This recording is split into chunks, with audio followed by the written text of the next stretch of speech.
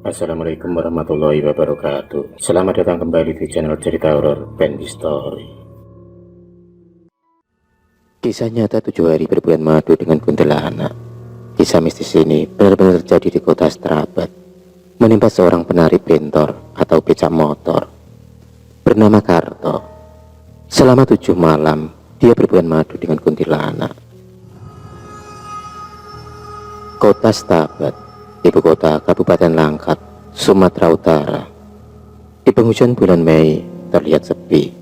Kendaraan roda 2 dan roda 4 yang biasanya hilir mudik melintas di tengah kota malam itu tidak kelihatan. Sejak senja hingga larut malam, gerimis memang turun membasahi jalan raya. Mungkin karena itu warga lebih memilih diam di rumah. Malam itu, menurut penanggalan Jawa, adalah malam Jumat Kliwon. Malam yang diyakini sangat angker karena sering terjadi peristiwa mistis. Namun, di zaman sekarang malam keramat itu sudah tidak dianggap lagi angker. Lihat saja, abang-abang penari bentor tetap saja mencari muatan tanpa memperdulikan keangkeran malam Jumat Kliwon. Salah satu penari bentor itu adalah Karto. Meskipun malam itu hujan gerimis tidak berhenti, dia terus saja mencari penumpang. Waktu baru pukul 23.15 malam. Kota Strabat yang biasanya ramai menjadi sunyi seperti kota mati. Karto tetap setia menanti calon penumpang bentornya. Sebuah bus jurusan Banda Aceh Medan berhenti. Seorang perempuan memakai baju kuning turun dari bus. Sambil menenteng payung di tangannya, wanita itu berdiri di pinggir jalan menanti kendaraan umum yang lewat. Lalu dia melambaikan tangannya ke arah Karto. Karto pun kemudian bergegas menyalakan bentornya dan segera menghampiri wanita itu. Dalam hati, Karto pun kegirangan, sebab jarang sekali dia mendapatkan penumpang perempuan cantik seperti malam itu.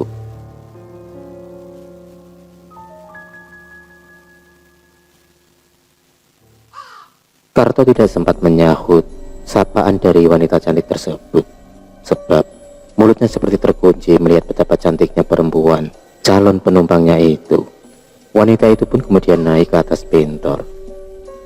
Darah Karto pun tersirap ke ubun-ubun, sebab secara tak sengaja rok pendek yang dipakai wanita itu pun tersingkap, sehingga terlihat bahannya yang putih mulus. Berulang kali Karto pun harus menelan air liurnya. "Kemana tujuannya, Dik?" tanya Karto sambil menahan gejolak dalam dadanya. Kemudian wanita tersebut menjawab, "Ke arah desa Ulat Berayun." Karto segera tancap gas menuju alamat yang disebutkan. Tapi anehnya, baru sekitar 15 menit Karto memacu bentornya, tiba-tiba dia merasakan sudah berada di tempat yang sangat asing baginya. Karto seperti memasuki kota metropolitan yang sangat megah. Kendaraan mewah hilir mudik dan perempuan-perempuan cantik keluar masuk plaza. Seingat Karto, tidak ada plaza-plaza yang mewah seperti itu. Bahkan, mobil-mobil yang hilir mudik seperti sangat asing di matanya. Tak lama kemudian Karto pun menghentikan bentornya di depan rumah megah, bagaikan sebuah istana. Halamannya sangat luas, ditumbuhi rumput hijau dan bunga aneka warna. Bagian teras rumah itu dihiasi lampu kristal yang sangat mewah. Wanita tersebut kemudian mengatakan ajakan kepada Karto untuk singgah terlebih dahulu, untuk dibikinkan bandrek susu. Karto tidak dapat menolak ajakan wanita itu, sebab wanita itu sudah bergelayut di pundaknya. Kebetulan udara sangat dingin. Minum bandrek susu pasti dapat menghangatkan badan. Di samping itu jarang sekali dia mendapatkan tawaran sebaik ini dari seorang penumpang, apalagi dari gadis yang sangat cantik selangit. Begitulah fisik batin Karto. Sementara Karto masih sibuk mengendalikan perasaannya, wanita itu pun membuka pintu depan rumahnya. Karto kemudian dipersilakan duduk di ruang tamu yang tertata rapi. Wanita tersebut kemudian mempersilahkan Karto duduk. Kemudian dia berjalan ke dapur untuk membuat minuman bandrek. Suara wanita tersebut sangat lembut dan manja. Karto hanya bisa mengangguk, dan dia terus berkagum-kagum melihat perabotan dalam rumah yang serba mewah dan megah itu. Pastilah gadis ini anak orang kaya, karena rumahnya saja bagaikan istana raja, bisik Karto di dalam hati.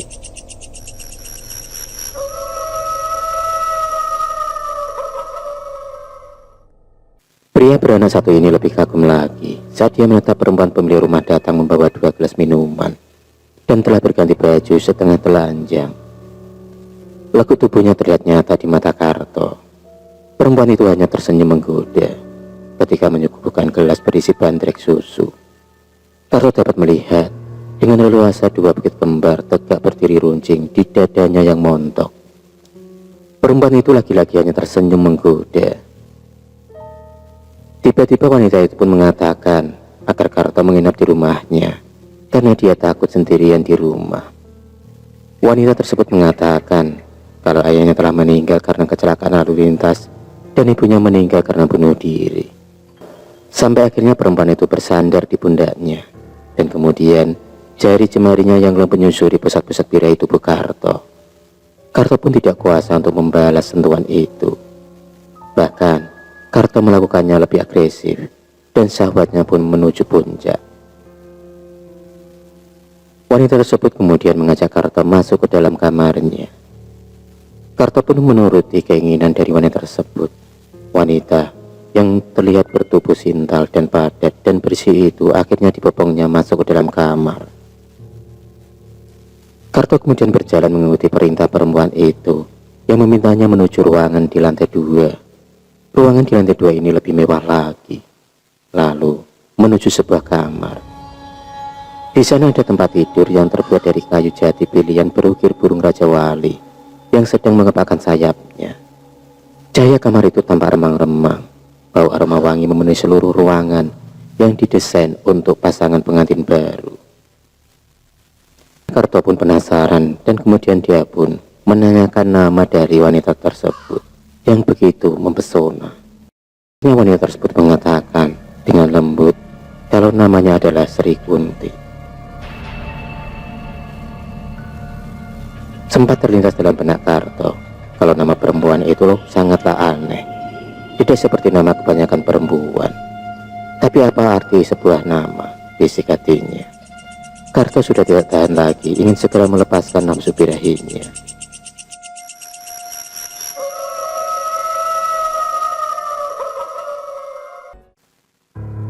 Perempuan tersebut kemudian mengajak Karto untuk ke sebuah ruangan yang berada di tengah rumahnya di lantai 2. Aneh, ruangan itu sudah ramai orang berkumpul.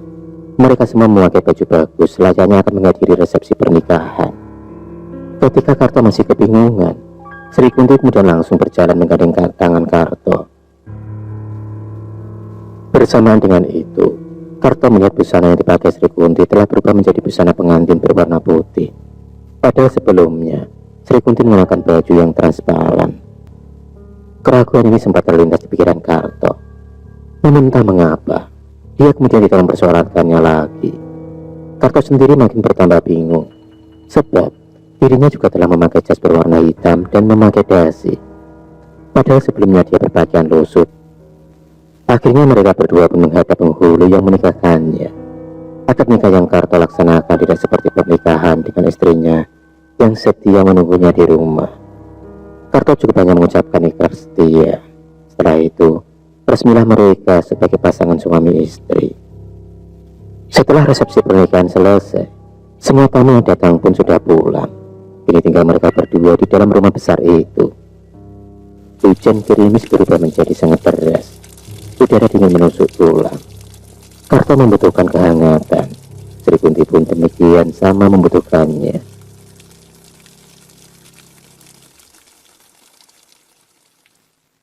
Kemudian Sri Kunti tersebut mempersilahkan Karto untuk menikmati tubuhnya. Pasangan yang baru saja melangsungkan ikhrar itu berdua itu sudah tidak sabar menikmati malam pertamanya. Karto kemudian menggendong tubuh Sri Kunti menuju kamar pengantin yang telah dipersiapkan untuk mereka berdua. Tubuh sintal itu dibaringkan di atas kasur empuk. Malam sudah menjelang subuh. Keduanya segera memejamkan mata. karena tubuh mereka sudah sangat letih.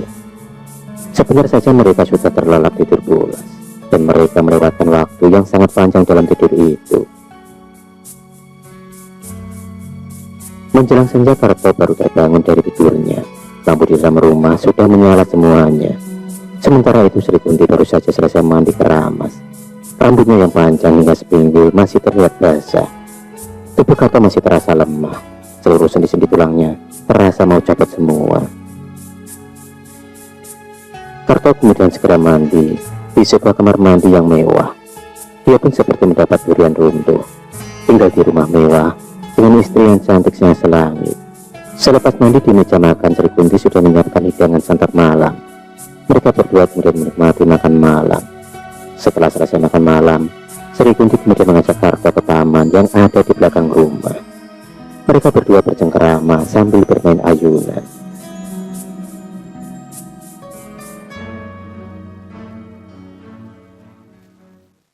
Akhirnya Karto pun ingin mengajak Sri Kunti untuk masuk ke dalam kamar lagi. Karto pun kemudian membawa Sri Kunti masuk ke dalam kamar. Kain spray sudah diganti dengan yang baru. Tubuh Sri Kunti kemudian dibaringkan di atas kasur empuk. Mereka baru mengakhiri permainan rancangnya menjelang subuh. Keduanya terkapar lemah tidak berdaya. Mereka pun tertidur lelap. Menjelang senja, laki-laki Karto bangun dan terjaga dari tidurnya. Demikian yang terjadi seterusnya. Setiap hari, Karto hanya menjalani rutinitas seperti itu. Bercinta sampai larut, tertidur pulas dan baru terjaga ketika hari telah senja. Karto sama sekali tidak pernah mengetahui kehidupan di siang hari. Semua aktivitas hidup di dunia tempat Sri Kunti tinggal sepertinya hanya berlangsung pada malam hari. Daerah tempat Karto kini tinggal sepertinya hanya muncul menjelang senja hingga subuh. Dan siang hari daerah itu tidak pernah ada. Sudah 5 hari Karto tidak pulang ke rumah. Informasi yang diterima istrinya menyebutkan bahwa malam Jumat kemarin suaminya mengantarkan perempuan cantik. Setelah mengantarkan perempuan itu, Karto tidak pulang ke rumah. Istrinya sudah mencari Karto kemana-mana, tapi tidak juga ditemukan. Karena takut terjadi apa-apa pada diri suaminya, istri Karto bahkan sudah melaporkan kasus kehilangannya kepada pihak kepolisian. Beragam prediksi muncul akibat hilangnya Karto. Ada yang berpendapat barangkali perempuan yang diantarkan Karto adalah anggota sindikat perampok. Namun istri Karto tidak yakin suaminya dirampok. Nalurinya mengatakan suaminya yang mata keranjang itu tengah bersenang-senang dengan perempuan yang diantarkannya. Sebab beberapa tahun yang lalu Karto pernah sampai 3 hari tidak pulang ke rumah setelah mengantarkan penumpang perempuan cantik. Ternyata Karto tinggal serumah dengan perempuan itu.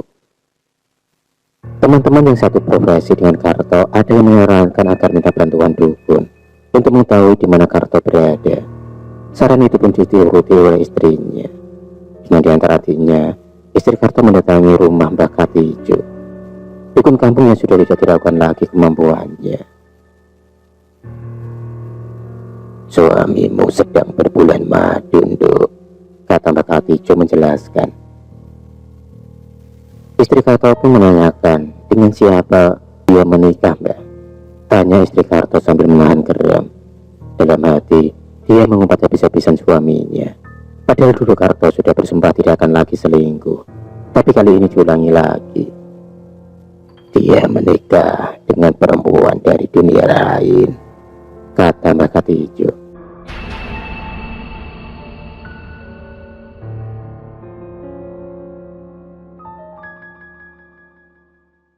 Mendengar jawaban dari Mbak Katijo tersebut, bulu rumahnya pun merinding.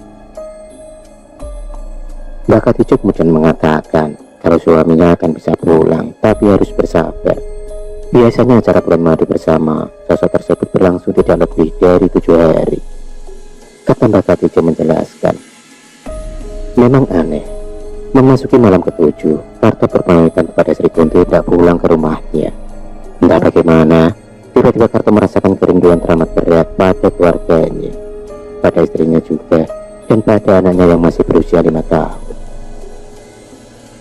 Sri Kunti melepas kepergian Karto dengan linangan air mata. Dia mengantarkannya hingga ke depan pekarangan rumah. Karto kemudian menyusuri jalan raya di dunia maya yang membingungkannya itu. Aneh, ketika Karto tiba di persimpangan jalan, Kota itu pun hilang secara misterius. Bentor yang dikemudiannya mendadak mati mesinnya. Setelah diperiksa, ternyata bensinnya habis. Malam sudah menunjukkan pukul 2 dini hari. Suasana di sekitar begitu sepi. Di sebelah kiri jalan, Karto melihat hamparan kuburan umum. Ratusan orang dikubur di sana. Bulu-bulu kata pun berdiri, badannya mendadak lemas. Perkampungan warga sekitar 1 kilometer lagi. Karto pun tidak sanggup mendorong bentornya. Tubuhnya sangatlah lemas. Akhirnya Karto pun memutuskan untuk tidur di dalam bentornya. Pagi hari ketika dia terjaga dari tidur pulasnya, orang-orang telah ramai di sekeliling. Dia mencoba untuk bangkit dari bentornya, tapi usahanya sia-sia. Tubuhnya sangat lemas, sehingga tidak dapat bergerakkan. Teman-teman satu profesi yang kebetulan kenal dengannya akhirnya mengantarkan Karto pulang ke rumahnya. Penampilan Karto kini berubah dari biasanya. Karto yang biasanya ceria, ini berubah seperti orang bingung. Hari berikutnya Bapak Bijo datang menemui Karto. Semua yang diceritakan dukun kampung itu dibenarkan Karto. Istri Karto pun emosi mendengarnya, dan api cemburunya tidak dapat dipadamkan. Dia tidak suka lagi menerima Karto karena sudah bersetubuh dengan makhluk halus tersebut. Akhirnya istrinya pergi bersama anaknya ke rumah orang tuanya.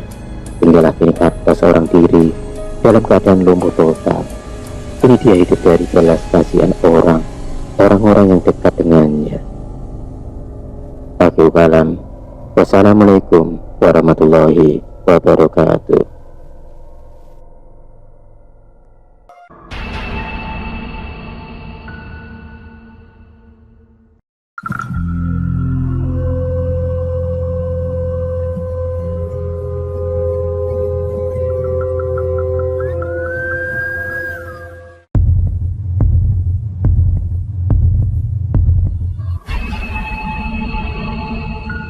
Terima kasih sudah menonton video cerita bergambar ini.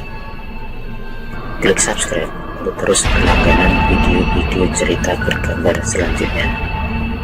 Semangat berkarya.